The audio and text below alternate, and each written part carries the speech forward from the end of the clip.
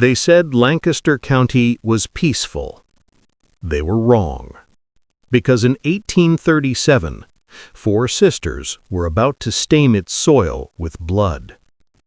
The night began with a scream, a sharp, slicing cry, cutting through the cold Pennsylvania wind like a blade looking for a throat. The neighbors opened their doors, but no one stepped outside. Fear had a way of nailing their feet to the floor, especially when that scream came from the Miller farmhouse, a place already whispered about, a place people crossed themselves when passing. Inside, 4 sisters stood in the flickering glow of a dying oil lamp. Emma, Clara, Ruth, and the youngest, Abigail. Their faces pale, their breaths uneven, their hands trembling, but not from fear. No, from adrenaline, because at their feet lay the body of the only man who ever dared to control them, Samuel Miller, their father, the strictest man in Lancaster County. The man who believed fear was love, punishment was discipline, silence was obedience. Tonight, silence finally broke. Emma held the poker, still warm, still smoking.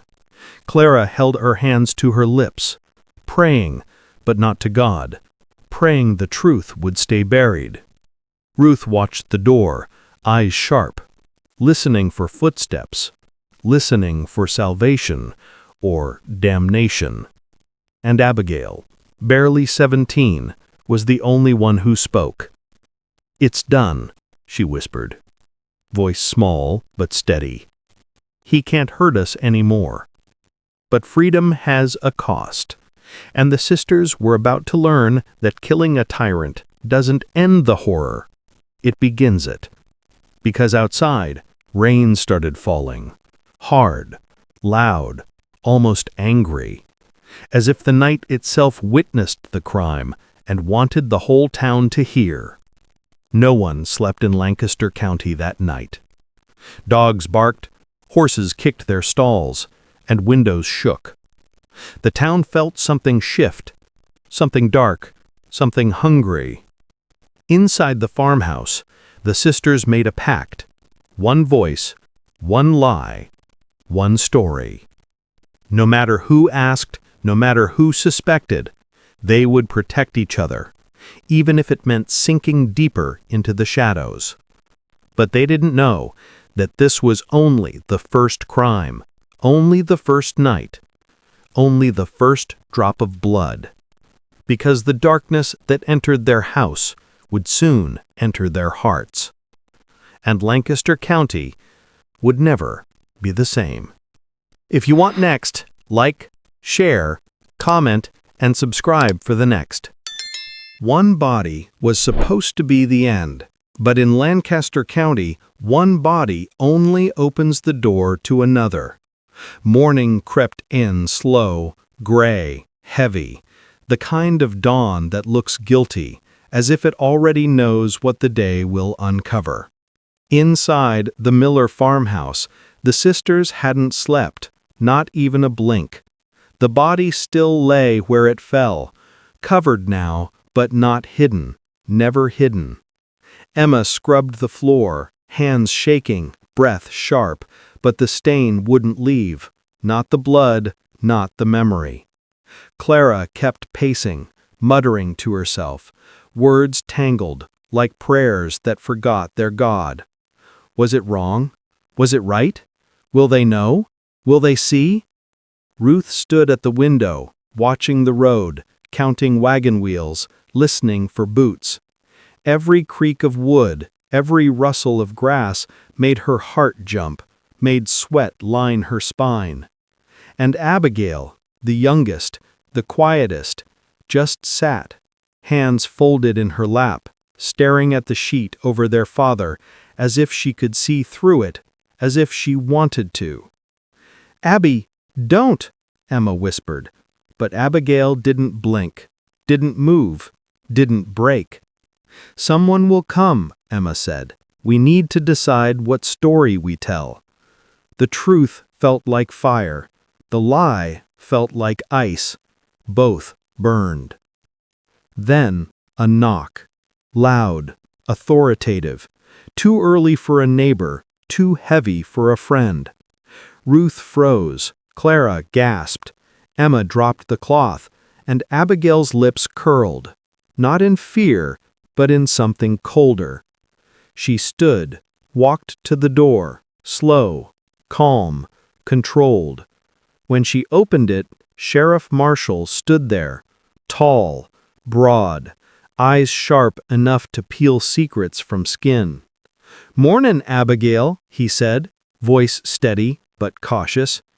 "Heard shoutin' last night. Everything all right here?"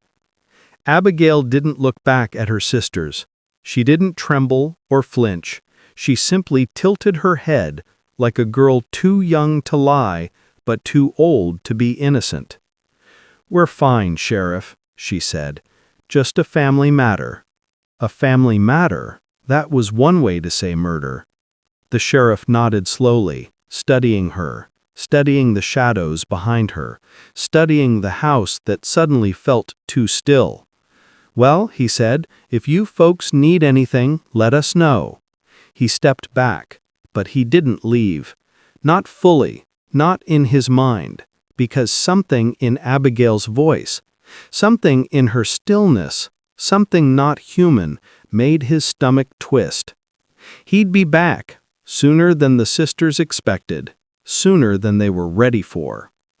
Inside, Emma finally let herself breathe. Clara collapsed to her knees. Ruth locked the door, twice. But Abigail just smiled, barely, softly, dangerously. Because the first lie had been told, and once a lie is fed, it only grows.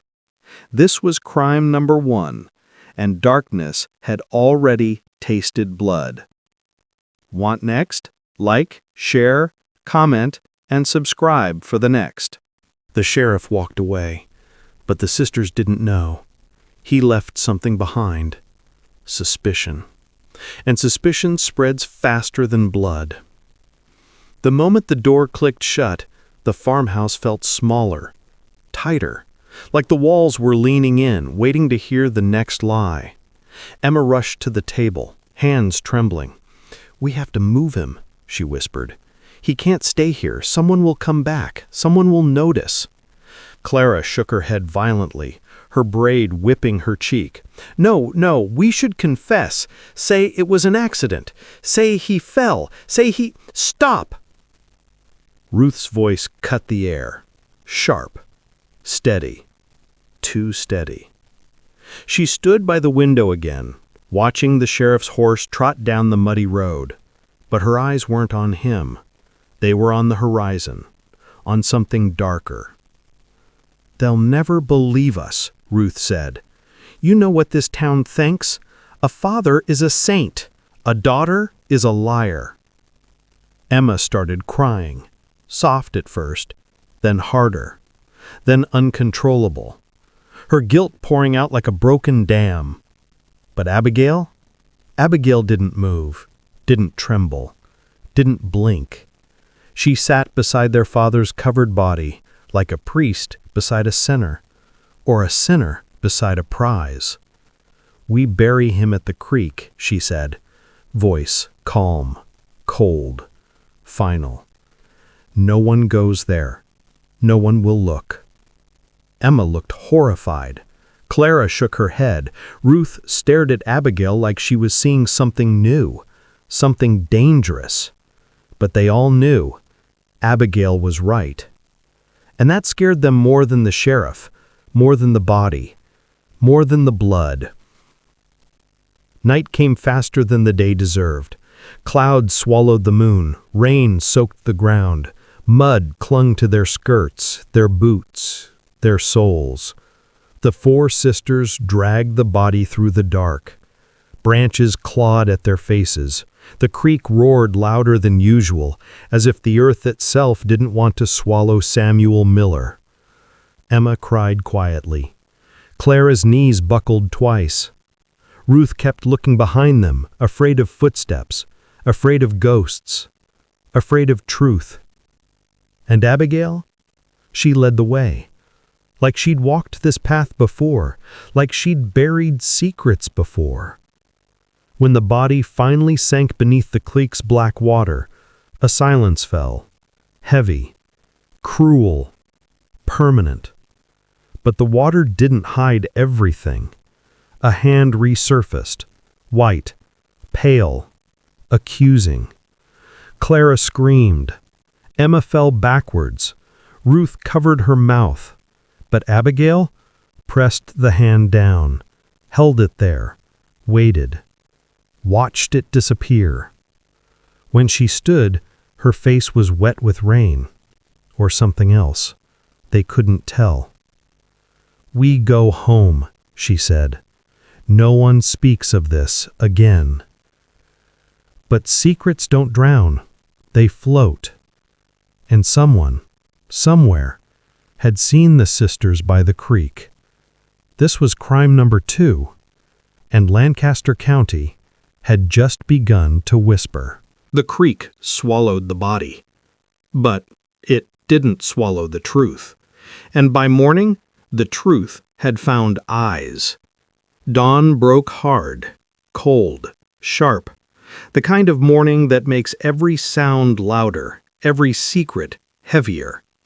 Inside the farmhouse, the sisters moved like ghosts, silent, hollow, haunted. Emma stared at the hearth, hands wrapped around herself, trying to stop the shaking, trying to feel anything but guilt. Clara sat at the table, head in her arms, crying without sound, a girl unraveling from the inside. Ruth didn't sit. She hovered by the door, listening, waiting, terrified of footsteps, of questions, of the sheriff returning. But Abigail, always Abigail, sat calmly slicing an apple, each cut clean, precise, too controlled for a girl who killed her father. When the first knock came, Clara nearly screamed. Emma froze. Ruth grabbed Abigail's arm. "Don't," Ruth whispered. "Let me handle it." Abigail didn't move, didn't speak, just let the knife fall onto the plate. A soft, metallic click. A warning. A promise. Ruth opened the door and found Mrs. Whitlock standing there, the nosiest widow in Lancaster County, the kind of woman who smelled gossip from miles away. "Morning, Ruth," she'd chirped. But her eyes were sharp, searching, probing, digging into shadows. "Heard the creek was disturbed last night," Mrs. Whitlock said. "Strange hour for folks to be out walking, don't you think?" Ruth's throat tightened. Her hands went cold. I wouldn't know," she managed. But Mrs. Whitlock leaned in closer. Too close. "Funny thing," she whispered. "My son spotted lantern light near the water. 4 shadows. Looked like women." Emma dropped a cup inside. Clara gasped. Abigail looked up, finally, slowly. Mrs. Whitlock smiled, a smile with teeth. "So I thought I'd stop by, see if you girls were all right." Abigail stood, walked toward the door, her presence filling the room. Dark, unsettling, too calm. "We're fine," Abigail said, but her tone wasn't polite, or warm, or innocent. It was a warning. Mrs. Whitlock stiffened, blinking, realizing something felt wrong, very wrong. "Well, if you need anything," she murmured, "I'm just down the road." She left, but her suspicion didn't. Inside, Emma grabbed Abigail's arm. "What did you do? She knows we were there." Abigail shrugged. "Let her wonder." Clara sobbed harder. "We're going to get caught. We're going to hang." Ruth whispered. "No.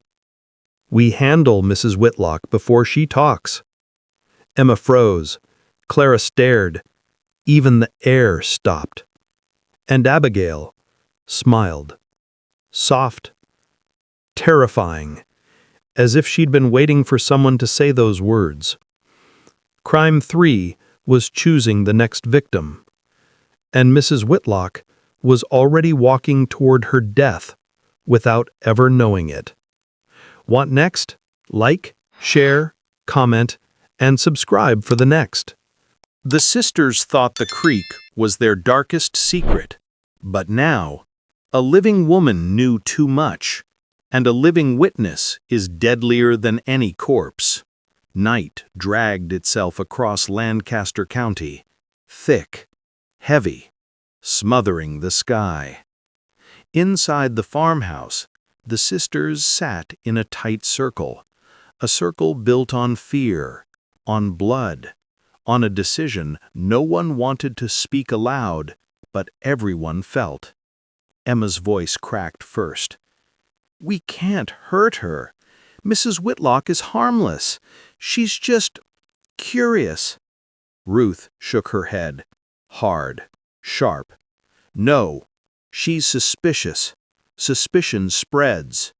She tells one neighbor, they tell the sheriff comes back, and we hang." Clara buried her face in her hands, her sobs muffled, her body shaking like a dying flame.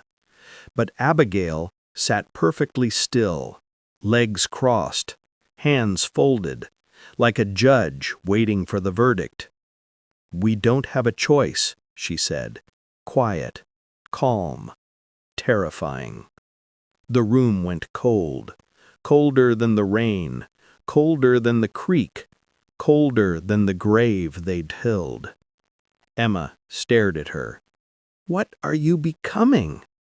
Abigail's eyes lifted, dark, unblinking. "What you need." A shiver crawled down Ruth's spine, because she realized something she wished she hadn't. Abigail wasn't becoming something new. She was becoming something she had always been, something the father's cruelty hadn't created, only revealed. Clara whispered, What do we do?" Abigail stood, slowly, deliberately. "We wait until her lamp goes out," she said, "and then we visit." Emma stepped back. No, Abby, this is different. She's not our father. This is murder." Abigail tilted her head, her voice a blade. "Our father was murder too. We just survived it." The door creaked behind them. Wind pushed through the cracks, carrying a sound, a whisper, a warning. The church bell. 1 ring, 2. Then silence. A sign, a signal. Mrs. Whitlock had gone to sleep. Ruth swallowed hard. Clara trembled. Emma shook her head in horror. But Abigail already had a lantern in her hand. "Decide," she said, "if you're coming." The sisters hesitated, hearts pounding, breath unsteady, but fear is a chain, and guilt is a leash, and the creek still echoed in their minds. So one by one they reached for their cloaks, their lanterns, their courage, or what little was left of it, and stepped into the night. The road to Mrs. Whitlock's house was short, too short, lit by the faint glow of her curtains. Inside she slept, peaceful, unaware, trusting the night to keep her safe. But outside, 4 shadows approached, silent, determined, deadly. Clara whispered, "God forgive us." But it was too late. The sisters were already at her door, breathing the same cold air that would soon be her last. Crime 4 was seconds away, and Lancaster County had no idea evil walked on 4 sets of footsteps, all wearing dresses. Want next? Like, share, comment, and subscribe for the next. Some doors open to warmth, some to welcome. But Mrs. Whitlock's door opened straight into death.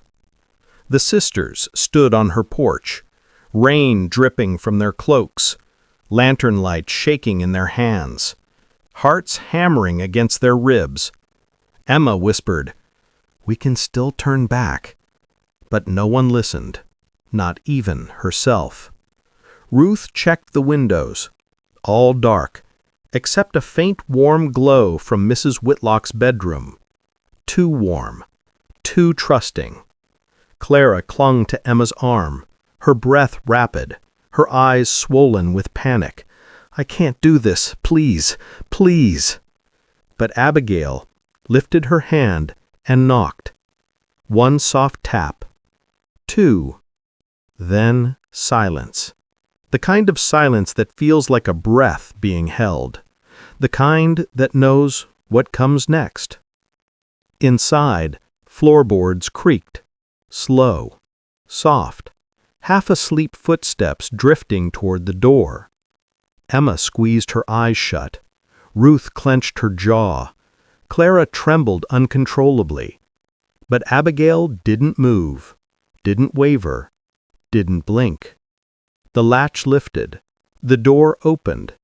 Mrs. Whitlock appeared, hair wrapped in a nightscarf, face softened by sleep, eyes squinting in the lantern glow. "Oh my...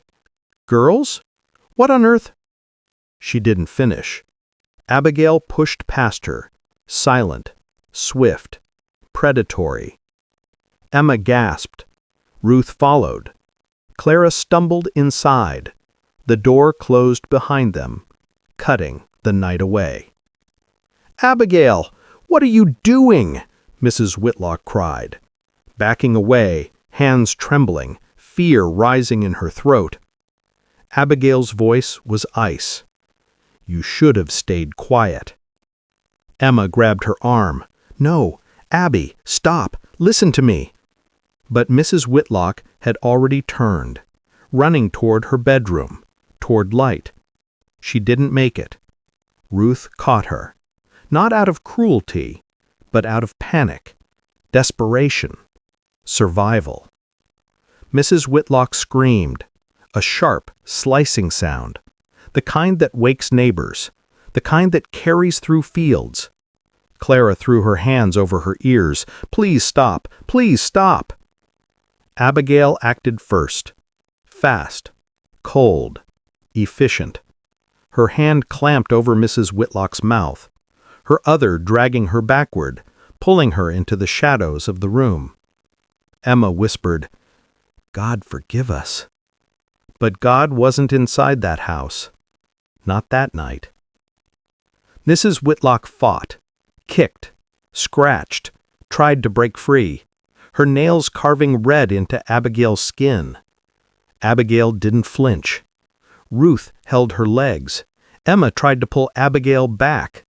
Clara collapsed on the floor, sobbing. And then, the struggle stopped.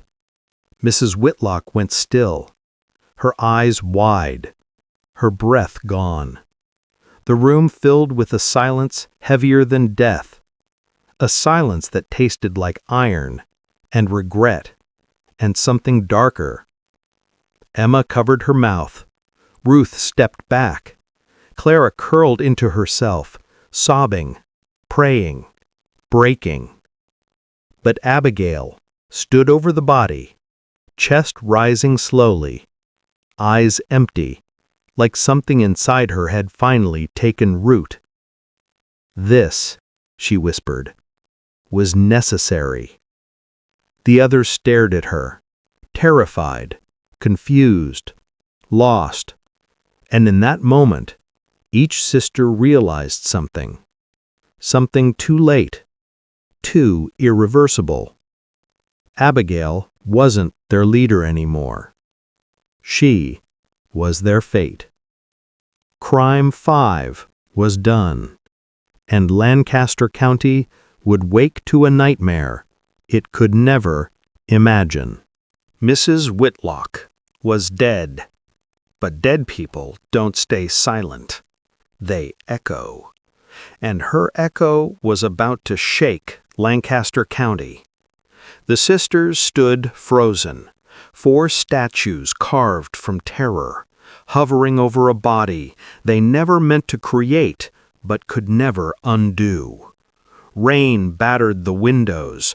Thunder crawled across the sky as if the heavens themselves were accusing them.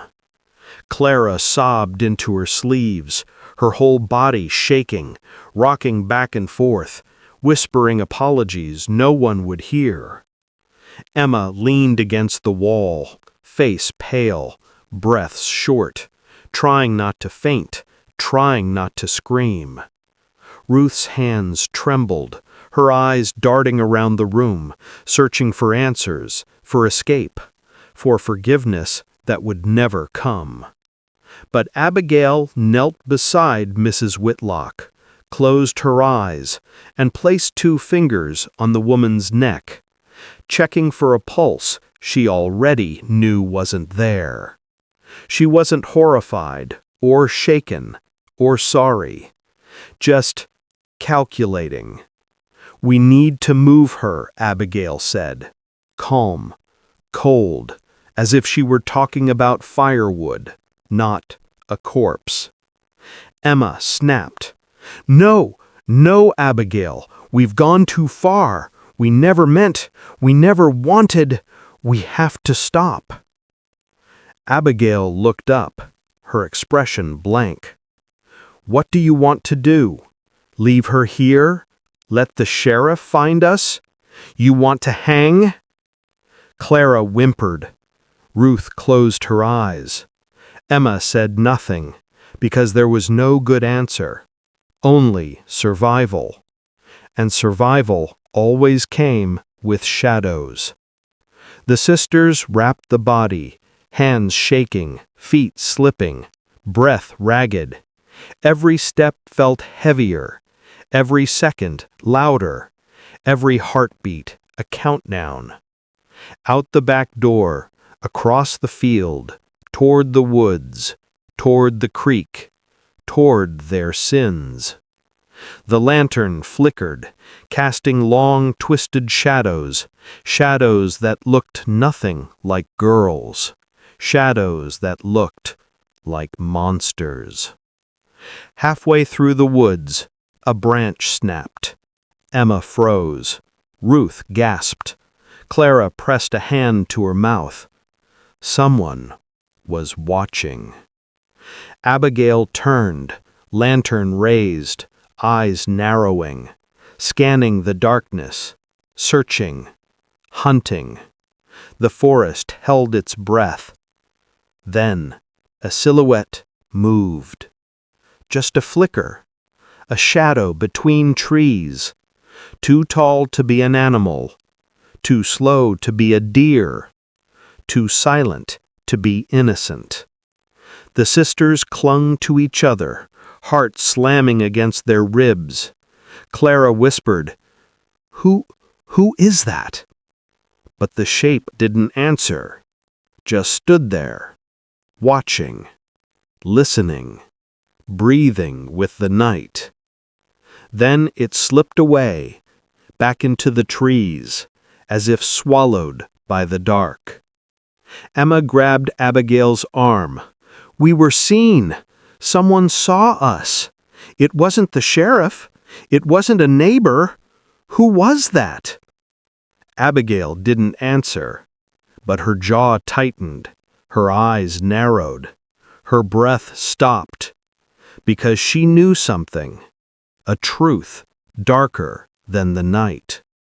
Mrs. Whitlock wasn't the only witness anymore. Crime 6 wasn't the killing. It was being seen. And Lancaster County now had a shadow following every step they took. Shadows don't follow people. Shadows follow guilt. And the sisters' guilt had finally grown legs. The forest swallowed the night, but the fear stayed sharp, cutting into their backs, their throats, their thoughts. Emma whispered, "Someone was there. Someone saw." But Abigail didn't stop walking, didn't slow, didn't look back. She held the lantern high, its glow trembling, just like her sister's, but not like her. Abigail's fear stayed inside, locked, hidden, weaponized. Ruth turned around every few steps, eyes wide, scanning the trees, waiting for the shadow to reappear, her breath fogging the air, her pulse loud in her ears. Clara clung to Emma, crying quietly, her knees almost giving out. Every rustle, every snap, every whisper of leaves made her flinch. When they finally reached the creek, the water roared, louder than before, as if it remembered what they forced into it, as if it wanted more. Emma knelt, hands shaking. "We shouldn't do this again. We shouldn't." Abigail cut her off. "We put her where no one walks, no one fishes, no one searches." Ruth swallowed. "What about the shadow? What if they saw everything? What if they follow us?" Abigail didn't look up. "They won't." "How do you know?" Emma hissed. And Abigail whispered, "Because anyone who saw us won't stay silent." The words hit her sisters like a blade. Emma stumbled back. Ruth stared at Abigail in horror. Clara covered her mouth to muffle a sob. "You want to kill them too?" Emma gasped. "Whoever that was?" Abigail lifted her head, empty, emotionless, icy. "If they know what we did, they're already dead."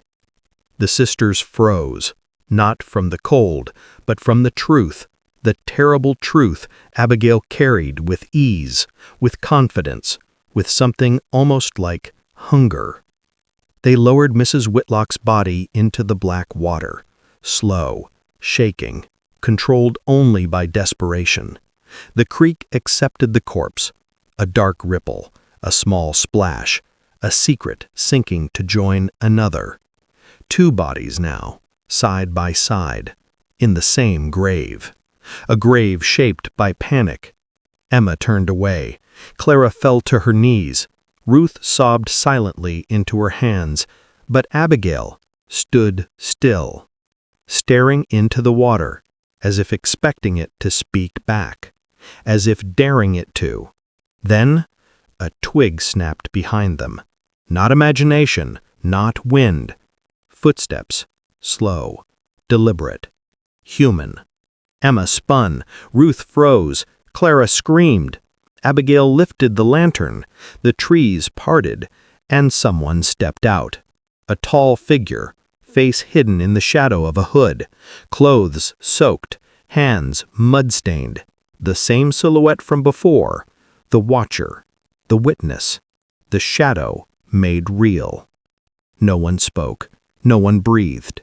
The figure lifted a shaking hand, pointed at the sisters, then at the water, then back at them, accusing, exposing, condemning. Emma whispered, "Oh God, they know!" The figure took a step back, ready to run, ready to shout, ready to tell the world. But Abigail stepped forward, lantern raised, voice steady. "You're not going anywhere." Crime 7 had just found its prey, and Lancaster County was about to learn what happens to anyone who sees the Miller sisters in the dark. Want next? Like, share, comment, and subscribe for the next. Some secrets refuse to stay buried, and tonight, the past is coming back to hunt them. The lantern shook in the sheriff's hand, but his voice stayed calm, even as the wind howled through the broken windows of the abandoned mill. He raised the light higher, and the walls flickered, revealing claw marks, black stains, and something else. Small footprints, leading deeper inside. Footprints that belonged to a woman, a young woman, barefoot, running in terror, or chasing prey. Harriet stepped forward, her breath trembling, her fingers cold, her eyes fixed on the dark hallway. Because she knew those footprints. She had followed them once before, years ago, when Sarah vanished into the woods and returned with dead silence in her eyes. The sheriff motioned her to stay behind, but Harriet shook her head and moved closer. Her heart pounding so hard she felt every beat in her throat. Then they heard it. A voice. Soft. Broken. Whispering a name. Harriet! The sheriff froze, lantern flickering, shadows dancing, because the voice wasn't coming from around them, but above them. Harriet looked up, slowly, terrified of what she might see. And there, against the rafters, perched like something no longer human, was Sarah. Her hair tangled, her face ghost pale, her hands gripping the beams, bare feet bleeding, eyes glowing with a feverish light. She tilted her head, smiling, not with warmth, but with memory. "Do you remember?" she whispered, her voice warped as if echoing through a well. "We made a promise. 4 sisters, 4 secrets." Harriet's breath cracked. "No, Sarah, don't!" But Sarah continued, words dripping like poison. "It's time for the others to tell the truth. It's time for Lancaster County to hear what they did. What we did." The sheriff moved, slow, careful, trying not to provoke her, but Sarah's eyes snapped toward him, her grin widening, and she dropped from the rafter, landing silently, gracefully, like a predator. Harriet stepped back, her pulse screaming, because she could see it now. Sarah wasn't running from guilt. She was running toward something, a purpose, a revelation, one that could bury them all. And before Harriet could speak, Sarah whispered 2 words. "They're coming." If you want to see how the sisters' dark past finally catches up to them, like, share, comment, and subscribe for next. The shadows were closing in. The secrets were no longer safe, and Lancaster County was about to pay the price. The sisters huddled in the farmhouse, lanterns flickering, hearts hammering, breath shallow. Every creak of the floorboards a drumbeat of doom. Abigail stood in the center, calm, silent, eyes dark. She didn't flinch as the storm outside rattled the windows, or as the shadows in the corners began to shift, or as the distant cries of animals sounded like warnings. Emma whispered, trembling, They know everything." Clara sobbed, "They're going to find us. They'll—" Ruth pressed her hands to her face, silent, praying, wishing the night would swallow them whole. But Abigail, her voice cut through the chaos, "I won't let them take us. We finish this tonight. All of it." The front door burst open, wind screeching, rain crashing, and standing there, in the doorway, were the people they had tried to bury. The witnesses, the ones who survived, eyes wide, angry, accusing. Emma gasped, "No, it can't be!" One by one, figures emerged from the darkness, faces pale, hands trembling, their silence louder than any scream. Abigail moved forward, lantern in hand, shadow blending with shadow, her presence commanding, terrifying. She stepped closer, or you die. The first witness froze. The second faltered. The third stumbled back in terror. Abigail's eyes scanned them, Ruth Emma, Clara behind her, bound by fear, bound by blood, bound by secrets they could never undo. And then she smiled, soft, cold, like ice breaking in a river of fire. "You wanted to see the truth?" she asked. "Here it is." Lightning flashed, revealing the creek, the mill, the woods, the graves they had created, all sins laid bare in the storm. The witnesses gasped, horror etched on their faces. But the sisters, Abigail especially, stood taller, eyes wild, untamed. The darkness of their deeds had become their power. And in that moment, it wasn't fear that ruled the night. It was vengeance. It was survival.